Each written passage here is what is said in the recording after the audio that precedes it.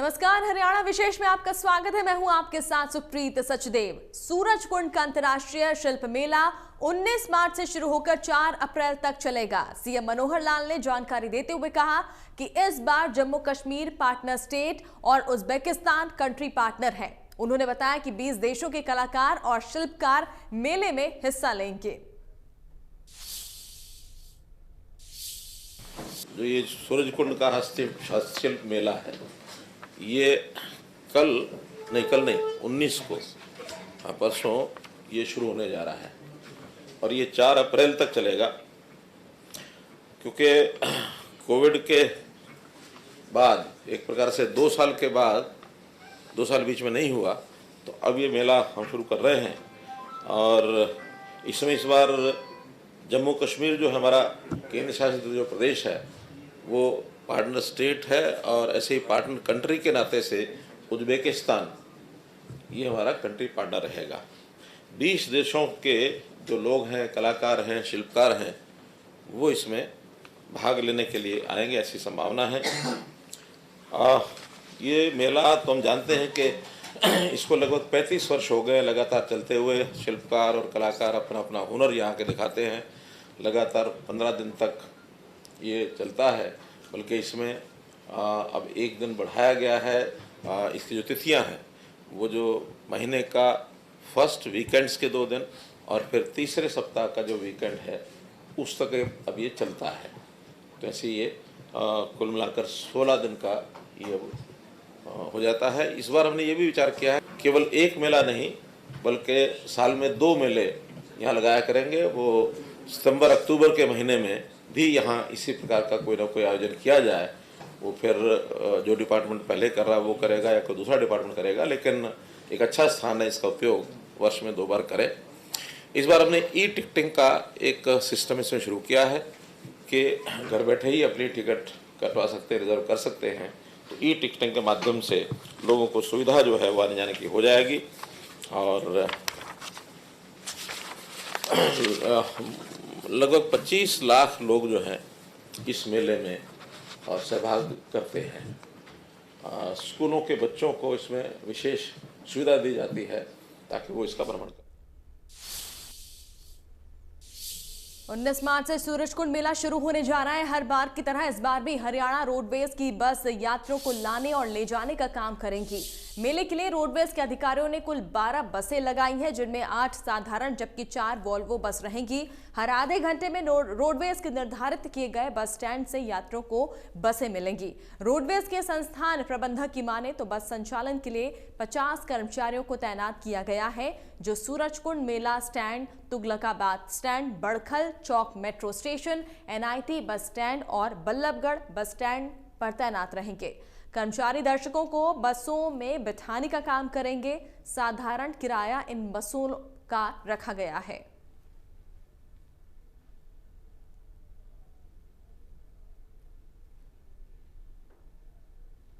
इसी तरह हरियाणा रोडवेज अपनी भागीदारी स्थापित करता रहा है इस मेले में, और अब की बार भी बसें कम हैं हमारे पास, उसके बावजूद भी हरियाणा राज्य परिवहन फरीदाबाद की तरफ से 12 बसों का संचालन उक्त मेले में किया जाएगा, जिनमें से 4 ऑर्डिनरी बस है, साधारण बसें, और 4 वोल्वो बसेज है। 8 साधारण है और 4 वोल्वो है जी। तो क्या टाइमिंग रहेगा इनका? सुबह 10:30 बजे से लेकर रात 10:30 बजे तक का इनका टाइम है, और आधे घंटे में, हर आधे घंटे में बस का संचालन किया जाएगा। कितने कर्मचारी रोडवेज के मेला ड्यूटी में लगे हैं? कम से कम 50 कर्मचारी रोडवेज के मेला ड्यूटी में लगे हुए हैं, जिनमें कुछ कर्मचारी हमारे दिल्ली ISBT अंतर्राज्यीय बस अड्डे से आए हुए। सीएम मनोहर लाल ने कहा कि जिस काम से जनता को लाभ हो, सरकार की प्राथमिकता उसी काम की है। उन्होंने कहा कि गरीबों का उत्थान सरकार का सबसे बड़ा एजेंडा है। सरकारी नौकरियों में पारदर्शिता आने से जनता खुश है। जैसा फेज वाइज हम डाटा को पुश करते हैं उसकी वेरिफिकेशन के लिए अभी तक 4 फेज में 30,06,000 परिवारों का डाटा ये हम पुश कर चुके हैं, जो प्राय कंप्लीट हो गया है। अब 5वें फेज को भी हमने पुश किया है अभी 2-3 दिन पहले। तो जो 4 फेज में किया है 30,06,000 परिवारों का, उसके अंदर जो इनकम वेरीफाई होकर के आई है 1,80,000 से नीचे, वो है 13,53,000 परिवार। हालांकि परिवार और होंगे, अभी चौथे 5वां फेज 6ठा फेज वो सब चलेगा, उसके अंदर वो और आएंगे। तो अनुमान है कि लगभग 20 लाख परिवार ऐसे ज़रूर निकलेंगे जिनकी आय, वार्षिक आय 1,80,000 से नीचे होगी। इसका अगर अभी तक जो 13,53,000 परिवारों का डाटा जो आया है, इसमें अगर कैटेगरी वाइज मैं बताता हूँ तो एससी समाज का इसमें 31% लोग हैं, बीसी समाज के 37% लोग हैं, 32 अन्य हैं। अर्थात जो एससी समाज कुल पॉपुलेशन का 20% है, वो 1,80,000 में 31% तक है, 11% लोग ज़्यादा हैं। स्वाभाविक है, गरीबी ऐसी समाज में ज़्यादा है। ऐसे बीसी भी जो हैं उनकी प्रतिशत 27% है, लेकिन यहाँ आंकड़ा 37% आ रहा है, उसमें भी 10% ज़्यादा है। तो कुल मिलाकर जो लाभ की बातें होती हैं कि हमने इस बार एससी का नाम नहीं लिया, बीसी का नाम नहीं लिया, वो कुल आर्थिक दृष्टि से जो विचार करेंगे तो स्वाभाविक है एससी बीसी ही ज़्यादा आएगा। और हम ये बजाय जातियों की दीवार खड़ी करें, हम उसको इसी हिसाब से आर्थिक दृष्टि से जब मूल्यांकन करेंगे तो गरीब का भला उसमें स्वाभाविक है। हम लोगों ने योजनाएं सारी ऐसी बनाई हैं, जैसे कहा जाता है ना कि हम नीचे तक जाएंगे, आखिरी व्यक्ति तक पहुंचेंगे। हमारा ध्येय दूसरा है, हमने गोल बदल लिया है। हम आखिरी व्यक्ति से शुरू करेंगे, हम आखिरी व्यक्ति तक जाएंगे, इसका मतलब पहले बाकी होंगे फिर आखिरी तक जाएंगे। इसका अर्थ बिल्कुल एकदम कौन सा चेंज है? Paradigm shift. इसको पैराडाइम शिफ्ट कहते हैं। हम नीचे से ही शुरू करेंगे और नीचे से शुरू करेंगे, बढ़ते बढ़ते आगे बढ़ेंगे। जो अपने आप काम कर रहे हैं वो कर ही रहे हैं, लेकिन जो बेचारा लाचार है, जो पीड़ित है, जो वंचित है, जिसको अवसर नहीं मिले हैं, सबसे पहले संवेदनशीलता के आधार पर अधिकार भी उसका बनता, हम जाएंगे भी वहाँ। नौकरियों में जो मेरिट के आधार पर नौकरी देने की बात हमने शुरू की, बहुत पसंद हो गए लोग। डी ग्रुप की 18,000 नौकरियाँ एक साथ दी। लेकिन एक बड़ा ग्रुप जो मैं पहले पता नहीं था, मैं मानता हूँ कि जो इनमें भी धांधलियाँ, नकल के रूप में अलग अलग तरीके, उसके अंदर हाईजैक करने का भी था। इनका जो सॉफ्टवेयर को हाईजैक करते हैं, लीक कराना, आउट करना, इम्पर्सोनेशन। पेपर किसी का है, बैठ कोई और गया, आगे पेपर दे जाता है और वो सब पास हो जाते हैं, निकल जाते हैं। जो सबसे पहले जेबीटी का जो मामला था, जिसमें थंब विब्रेशंस का विषय था, वो यही था कि पेपर देने में कोई आया है, नौकरी कोई और कर रहा है। उसके अंदर थंब विब्रेशन का जब ये सारा हमने उसको टेस्टिंग कराया तो संख्या तो मुझे एग्जैक्ट ध्यान नहीं, लेकिन लगभग 300 लोग ऐसे हैं जो आए ही नहीं। अब जो आए नहीं, दो ही कारण हो सकते हैं, नहीं आए, या तो उनके कहीं और नौकरी लग गई और या फिर डर गए कि पकड़े जाएंगे, मारे जाएंगे, आगे के लिए सब बंद हो जाएगा। तब ये ध्यान में आती चीज़ें ये सारी चल रही हैं। अब उसके ऊपर भी हमने मार्क की है और अन्य अन्य तरीके जितने भी इनके हो सकते हैं उन सबको ढूंढा है, सबके खिलाफ केस कराए हैं, एफआईआर की, और कितने लोग अरेस्ट हुए। 2014 से अब तक 71 मुकदमे हमने कराए हैं। 603 लोग जो हैं आरोपी, वो जो परीक्षाओं में जो गड़बड़ी है उसके नाते से पकड़े गए। छोटी मोटी संख्या नहीं, 603। सीएम मनोहर लाल ने चंडीगढ़ में प्रेस कॉन्फ्रेंस कर वैक्सीनेशन अभियान की जानकारी दी। उन्होंने टीकाकरण का अभी तक का आंकड़ा भी बताया। कोरोना के कारण से टीकाकरण का जो अभियान चला, वो अभियान हरियाणा में बहुत तेजी से चला है। कुल मिलाकर 2,29,00,000 लोग ऐसे हैं जिनको पहली डोज लग चुकी है। 1,83,00,000 ऐसे लोग हैं जिनको दूसरी डोज लग चुकी है। और जो 60 वर्ष से ऊपर के जिसको तीसरी डोज या प्रिकॉशनरी डोज जिसको कह रहे हैं, 2,54,000 लोगों को वो भी लग चुकी है। और फिर जो 15 से 18 वर्ष के बच्चों को 3 जनवरी को जो प्रधानमंत्री जी ने घोषणा की थी, वो भी 11 लाख बच्चों को पहली और 6 लाख बच्चों को दूसरी डोज लग चुकी है। अब 12 से 14 वर्ष के बच्चों को भी ये जो कोविड रोधी टीकाकरण है, ये कार्यक्रम भी शुरू हो चुका है। इसमें भी 9,75,000 कुल ये बच्चे हैं। तो इस समय उसको अभियान को शुरू कर दिया है। हाँ, अब 390 ऐसे टीकाकरण केंद्र हैं जिन स्थानों पर इन बच्चों को भी बुला करके और इनका टीकाकरण राजभवन में होली मिलन समारोह के दौरान सीएम मनोहर लाल और पंजाब के सीएम भगवंत मान एक दूसरे से मिले। दोनों नेताओं ने एक दूसरे को होली की शुभकामनाएं दी। वहीं सीएम मनोहर लाल ने भगवंत मान के माथे पर तिलक लगाया।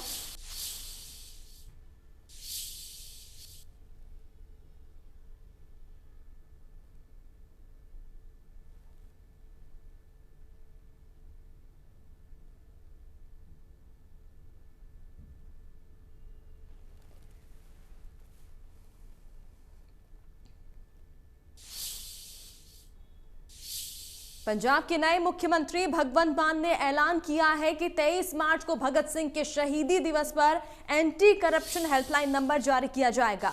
पंजाब के लोग अब व्हाट्सएप के जरिए भ्रष्टाचार की शिकायत दर्ज करा सकेंगे। सीएम मान ने कहा कि वो ईमानदार अफसरों और कर्मचारियों के खिलाफ नहीं है, लेकिन रिश्वत लेने वालों को बिल्कुल नहीं बख्शा जाएगा। उनके खिलाफ सख्त कार्रवाई की जाएगी।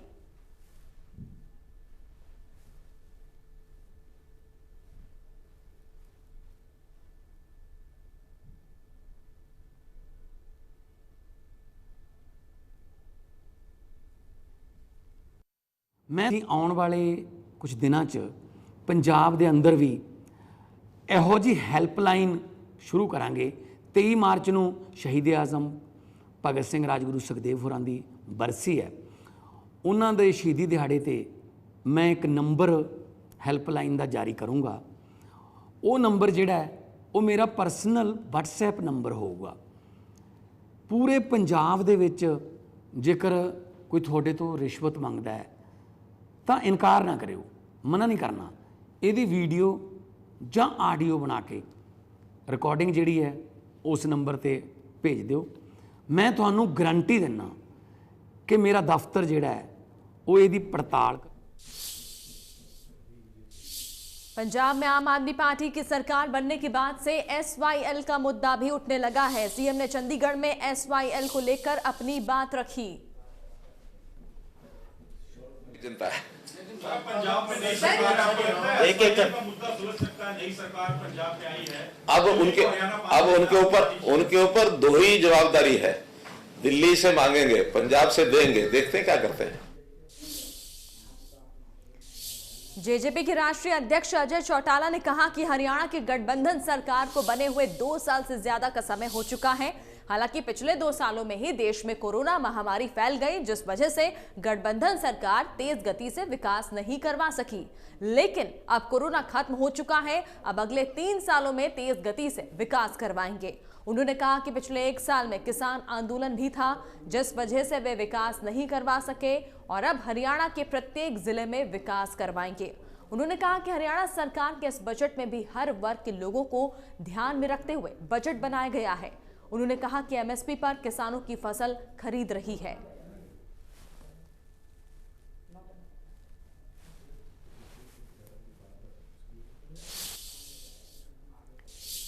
गुरुग्राम में कोर्ट के आदेश के बाद बादशाहपुर थाने में एक बिल्डर और उनके प्रमोटर्स में शामिल टेनिस स्टार मारिया शारापोवा और रेसलर माइकल शुमाकर के खिलाफ FIR दर्ज की गई। दिल्ली की रहने वाली महिला की शिकायत पर विश्वासघात और धोखाधड़ी का मामला दर्ज किया गया था।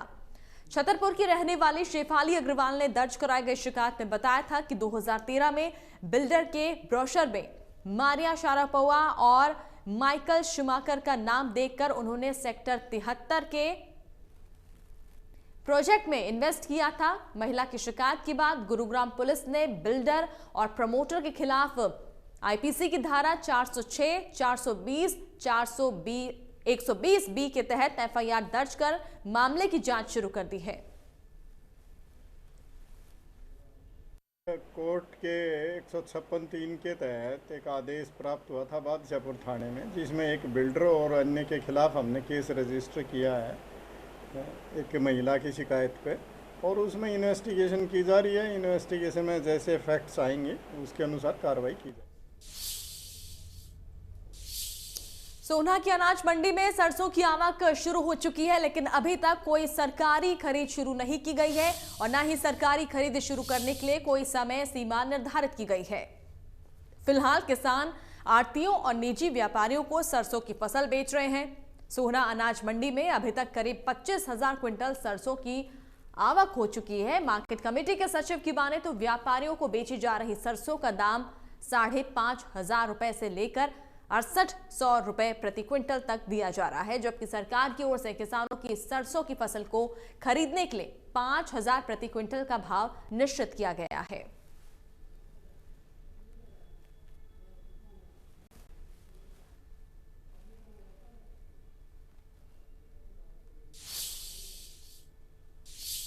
टोहाना के राजनगर में सड़क धंसने का मामला सामने आया, जिससे नाराज लोगों ने प्रशासन के खिलाफ नारेबाजी की।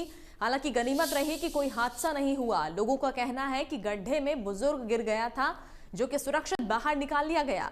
लोगों ने अधिकारियों से मांग की कि मामले की जांच होनी चाहिए और दोषियों को सजा मिलनी चाहिए, ताकि आगे से ऐसी गलती ना हो सके। वहीं नगर परिषद अधिकारी ने जल्द समस्या का समाधान करने की बात कही। कहा कि राजनगर से एक शिकायत आई, समस्या को जल्द दूर किया जाएगा।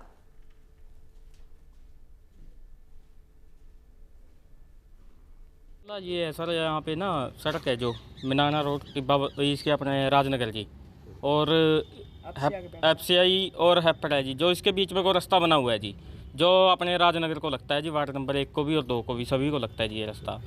यहाँ पे बीचों बीच इतना ख़राब है जी ये रास्ता, इसमें बीच में कई बार भी टूट चुका है। और प्रशासन है जी, नगर परिषद का अधिकारी है जी, वो क्या करते हैं, इसके अंदर मिट्टी की आधी ट्रैली या एक ट्रैली डाल के इसके ऊपर मिट्टा चौपा करके और बिल पास करवा लेते हैं। ये कंप्लेंट हमें कल ही प्राप्त हुई थी, जिसके बारे में तुरंत JE और ME को हमने आदेश दे दिए गए हैं और ये आज शाम तक कंप्लीट हो जाएगी, पैम भर जाएगी, उसमें के अंदर मिट्टी डलवा दी जाएगी। दिल्ली से जयपुर की तरफ जाने वाले लोगों को हाईवे पर जाम की समस्या से दो चार होना पड़ सकता है। दिल्ली जयपुर हाईवे के ऊपर खेड़की दौला टोल प्लाजा के पास SPR और CPR के निर्माण का कार्य चल रहा है। हाईवे के दोनों तरफ लगभग काम पूरा हो चुका है, तो अभी हाईवे के ऊपर फ्लाईओवर के पिलर का निर्माण किया जाना है और इसी को ध्यान में रखते हुए गुरुग्राम पुलिस की तरफ से हाईवे को सर्विस लाइन पर डाइवर्ट किया गया है। दिल्ली गुड़गांव हाईवे पे आप लोगों को दो चार होना पड़ सकता है, क्योंकि SPR और CPR जो रोड है उसको कनेक्ट करने के लिए NH 48 पर जो ये कनेक्टिविटी आप देख रहे हैं, फ्लाईओवर का काम जारी है। इसके लिए आज गुरुग्राम पुलिस ने एक डाइवर्जन रोड तैयार किया है। आप देख रहे हैं कि ये गुरुग्राम दिल्ली हाईवे है, जहां पर जो रोड साइड है बड़े बड़े बैरिकेड्स और जो पत्थर है वो लगा दिए गए हैं और जो रोड है वो यहाँ से डाइवर्जन किया जा रहा है, तो जिसकी वजह से जो लोगों को थोड़ा जाम से जूझना पड़ सकता है। और जिस तरीके से 6 महीने का ये पूरा प्रोजेक्ट है जो NH 48 पर पूरा होना है, जिससे कि CPR और SPR जो रोड है वो कनेक्ट होंगे और इसी के चलते जिस तरीके से 48 नंबर हाईवे उसके ऊपर से इस फ्लाईओवर का निर्माण कार्य होना है, इसी के चलते आज गुरुग्राम पुलिस ने इसको डाइवर्ट कर दिया। और जिसके बाद जिस तरीके से हम बात करें, गुरुग्राम पुलिस का कहना है अक्सर उनकी जो तैयारी है वो पूरी कर ली गई है, लेकिन अब ये देखना होगा कि किस तरीके से जब डाइवर्जन के बाद क्या लोगों को रफ्तार भरने वाली जो गाड़ियां हैं क्या रेंगती नजर आएंगी। गुरुग्राम से संजय राठौर, इंडिया न्यूज। सोनीपत के CCAS जैन गर्ल्स कॉलेज का बड़ा फर्जीवाड़ा सामने आया है, जहां कॉलेज की MA प्रथम वर्ष की 7 छात्राओं से फीस तो ली गई, लेकिन फीस जमा नहीं करवाने की वजह से रोहतक विश्वविद्यालय की तरफ से छात्राओं को रोल नंबर जारी नहीं किए गए। आरोप है कि कॉलेज की तरफ से छात्राओं को फर्जी रोल नंबर जारी कर उनकी 2 परीक्षाएं भी करवा दी, लेकिन तीसरी परीक्षा के लिए उनके प्रश्न पत्र नहीं आया और कॉलेज द्वारा उनका रोल नंबर भी वापस ले लिया गया। कॉलेज की तरफ से उन्हें बताया गया कि उनका रजिस्ट्रेशन नहीं होने की वजह से उनकी परीक्षा नहीं हो पाएगी। कॉलेज छात्राओं का आरोप है कि उन्होंने रजिस्ट्रेशन करवाने के साथ ही कॉलेज में हर महीने फीस भी जमा करवाई थी, लेकिन उसके बावजूद उनका रजिस्ट्रेशन नहीं करवाया गया, जिससे उन्हें परीक्षा से वंचित रहना पड़ा। वहीं कॉलेज प्रबंधन की माने तो कॉलेज के एक क्लर्क ने यह सब फर्जीवाड़ा किया है, जिसकी बात से वह कॉलेज नहीं आ रहा है। कॉलेज प्रबंधक ने आरोपी क्लर्क के खिलाफ थाने में बड़ी मामला दर्ज करवाया है।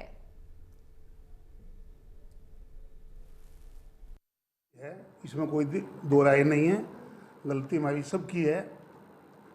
मेरी भी गलती है इसमें, जो देखभाल नहीं कर सके या वो नहीं कर सके।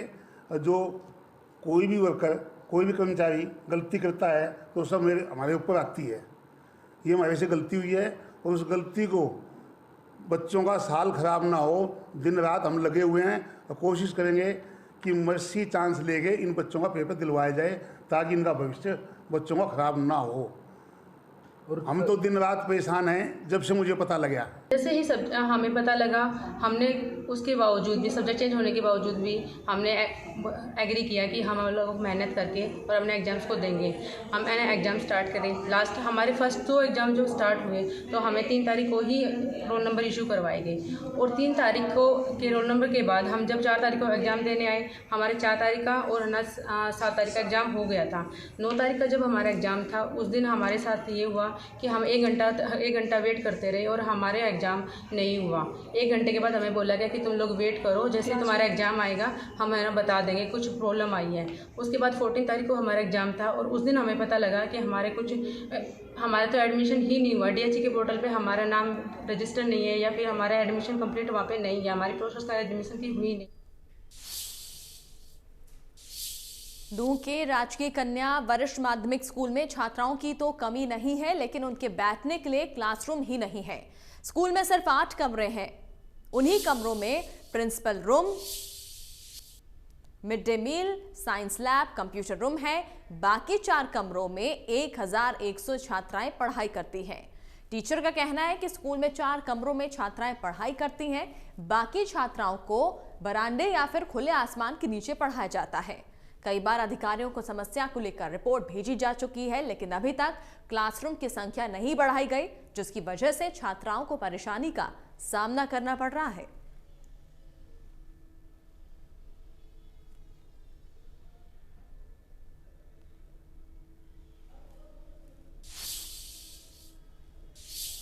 और इसी के साथ हरियाणा विशेष में फिलहाल इतना ही। नमस्कार।